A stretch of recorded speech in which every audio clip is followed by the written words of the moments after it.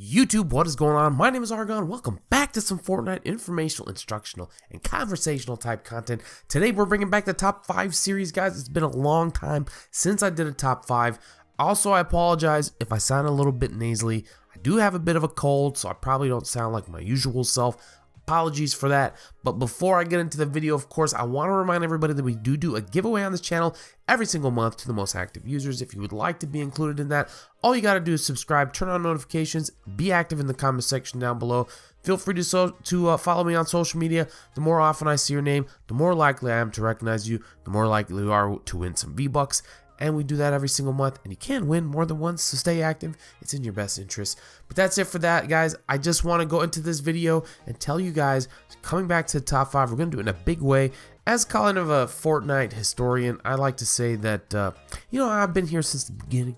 I'm an old timer. However, I will say there have been several key moments that I have witnessed myself in the Fortnite development as it has, kind of come of age as a Battle Royale game and taken over the scene and become so popular and so overpowering and so just, dominant in the gaming industry. These are the top 5 most important moments that help shape the future of Fortnite Battle Royale and turn it what it is in today.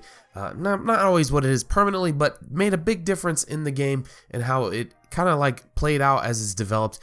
And we're going to start, of course, at number 5 and work our way to number 1. So coming in at number 5, we have the original rocket ride. Yes, some of you don't even know this because you've probably always had the rocket ride available to you. But when the Fortnitemares event came out last year, 2017, the first time it came out in Fortnitemares, that was the first time they brought in the pumpkin launcher, and somehow somebody discovered a glitch that allowed you to stand on the rocket while you were shooting it.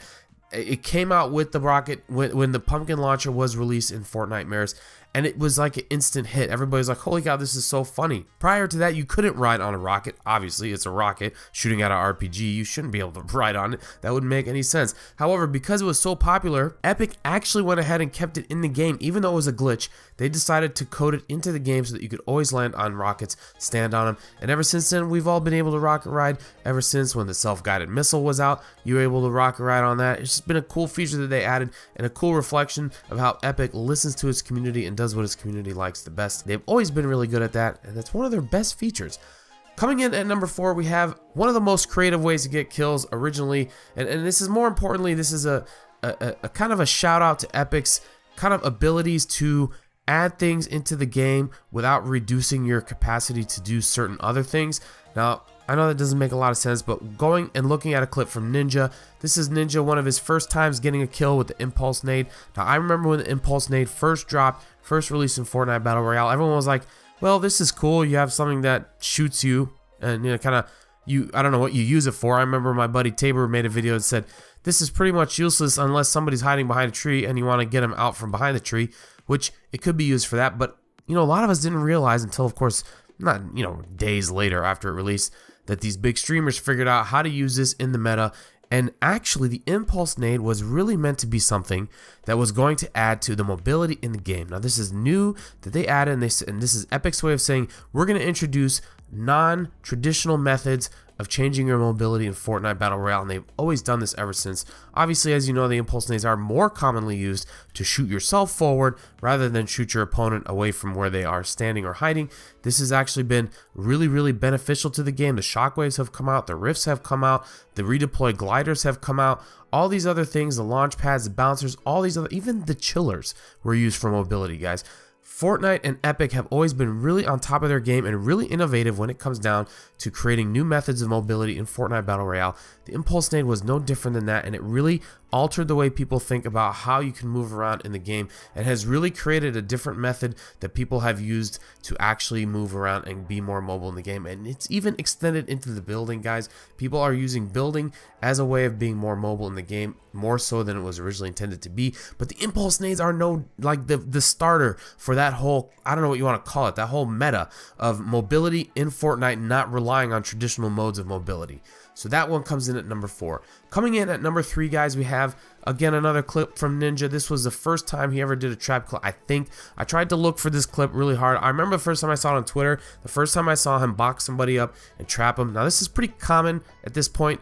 People are pretty using it like as standard meta, but at the time, the trap kill was like not really that wasn't what it was supposed to be, guys. Ninja was showing off pretty hardcore. He was flexing on everybody at how fast he could build and trap somebody, because that was unheard of. Usually you wouldn't want to let somebody get in a box with you. That was pretty crazy what he was able to do. And originally when these traps were released, when Fortnite Battle Royale was originally released, there was multiple different kinds of traps. They consolidated all those traps to be just one spike trap that you could put on any surface. But prior to that, all anybody would do is set up a trap when they got it, and they would hope somebody would walk by it. It was really meant to be a trap, something that you could catch somebody in as they were walking by unsuspecting. However, Ninja changed the game on that.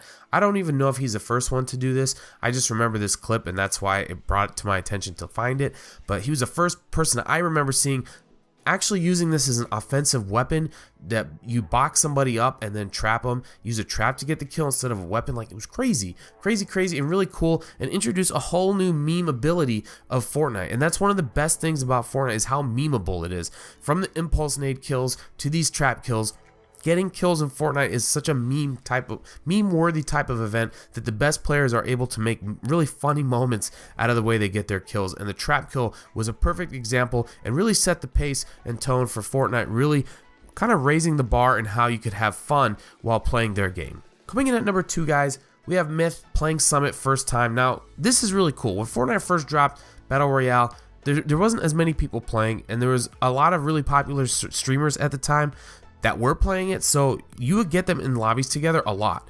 And it wasn't even that they were stream sniping, it was just that they happened to be on the same servers, so they would get in the same lobbies quite a bit. And a lot of times you would see Myth or Avery or Summit or Ninja always appearing in each other's lobbies on accident. And at the time there was no streamer mode, so they would know, and it would be pretty cool because you'd see somebody say like, oh, Myth's in your lobby, or oh, so and so's in your lobby. And then these guys, it would be like this really cool build up. As a viewer, you could go back and forth between the streams, watch where they're at, hope that they engage each other, and then see this really epic fight. Now, before all that, this was really early on, there was an engagement that occurred between Myth and Summit. I'm sure all of you guys know Myth. Most of you should know Summit because he's like a really OG streamer. He doesn't main Fortnite exactly, but he's played a lot of Fortnite. But they were playing, and I don't think that Summit knew who Myth was, and I don't think Myth was all that popular yet.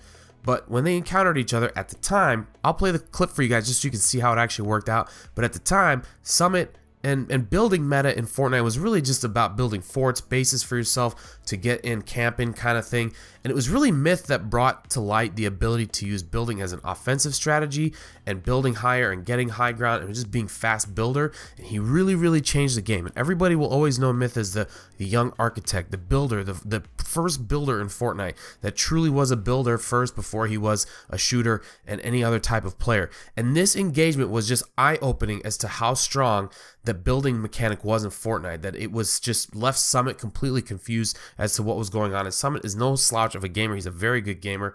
And in this case, he was just left confused and lost. Just listen and watch the... Let's go this way.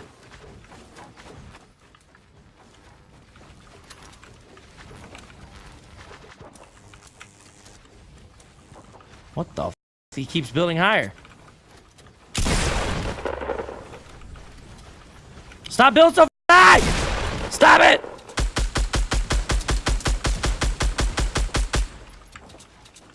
Is this guy a what? What's happening? What just happened?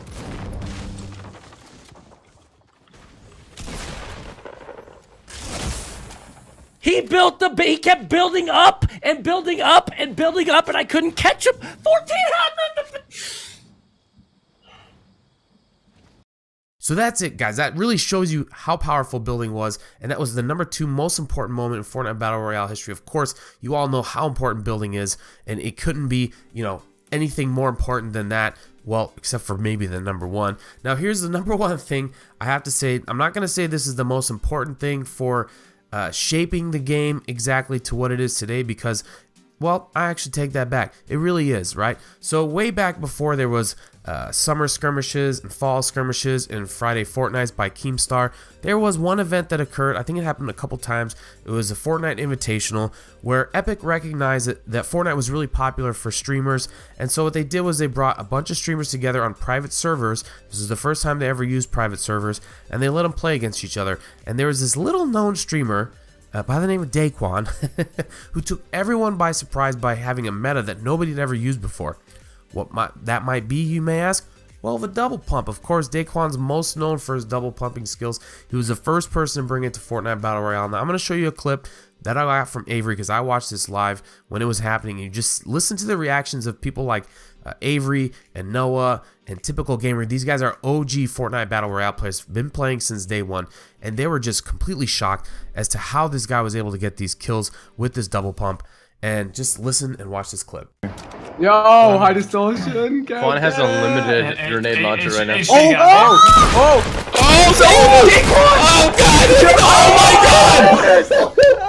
my god!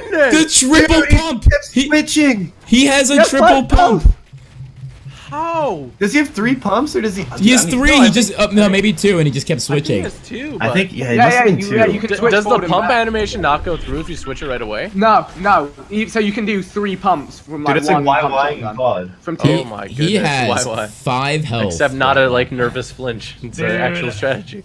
So that should show you guys that Daquan was the guy that brought the double pump meta, and why this is important is because since that moment on, basically became Epic's kind of like unicorn as to how to fix this problem that they had in the game, the double pump. They had double pumping, and then they brought in some weird, I don't know, I have this whole video on how the pumping action got, you know, morphed over time, but now you have this final result, which is where if you switch to a shotgun and switch back to that shotgun, there'll be a little delay timer that prevents you from being able to, you know, make the double pump effectively, you know. But over time they made other changes, but it took them a long time, like 6 or 7 months, to finally get to this final version, which I have to admit is still a little bit awkward. It doesn't really, like, yeah, it solves a problem, but there's really not a solution that they could figure out to get this to work right. And it really did make a big impact because it changed the meta. Every time double pumping was available, people would flock to it, and it was the main form of play that a lot of people would use. And it just drove a lot of people crazy. It was, if you don't remember double pumping, or you didn't play Fortnite in the double pumping heyday, you did not play in the most annoying form of Fortnite. I promise you. You think getting built on is annoying? You think redeploying gliders is annoying? No. Double pumping was annoying with a capital A and G. That's really annoying. Anyway, guys, that's the top 5 most influential and important moments in Fortnite Battle Royale history. Again, I apologize for the nasally voice that I sound like I got a cold, because I do. I will be getting better soon. I didn't want to make a video because I sounded like I had a cold, but you know, I gotta make a video either way. But hopefully you did enjoy this video, guys. Let me know what you think in the comment section down below. If you are new here, make sure you subscribe, and if you're not following me on social media, those links are down in the description below. And as always, guys, my name is Argon, and may you never die to a bush. Peace.